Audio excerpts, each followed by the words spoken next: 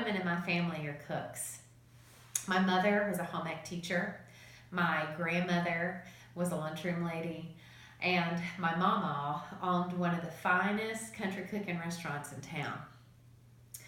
These women taught me how to cook. They taught me how to cook for large numbers of people, hundreds of people. They taught me how to love people through cooking, through the ministry of food. And all of their recipes that had been passed down from their mother's mother always had really good stories with them.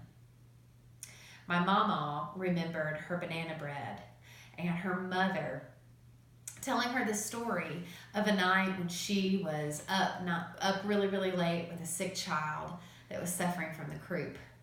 In those days, you didn't take your kids to the doctor. The doctor came to you, usually in a horse or buggy. And this time, the doctor brought his wife with him. And in the buggy with the doctor's wife was a big loaf of banana bread. Warm banana bread that the doctor's wife had just freshly baked and brought to the family with a sick child.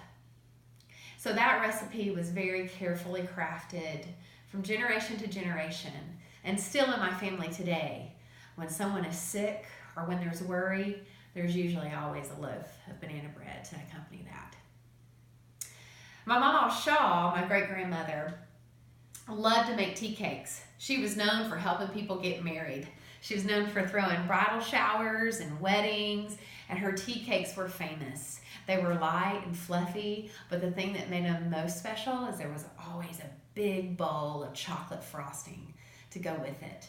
And the thing that she loved to do was invite any kid or adult to lick the spoon as much as they wanted from that big chocolate bowl of icing. It was a display of her indulgent love. And finally, the story of my nanny, when she was newly married and was home, setting up house, and learning how to make her mom's pot roast. She was putting the pot roast in the pan, and her mom had come over for a visit, and she was cutting the end of the pot roast off just like she'd seen her mom do all those many, many years before. And her mom stopped her and said, "Elizabeth, why are you cutting off the end of that pot roast?" And she looked at her mom and said, "Well, Mom, you've been doing that all these years." Mama Shaw said, "But Elizabeth, my pan was too small, and I never had enough money to buy a bigger pan.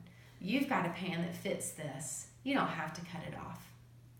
That story was told with a lot of laughter, but with a life lesson as well.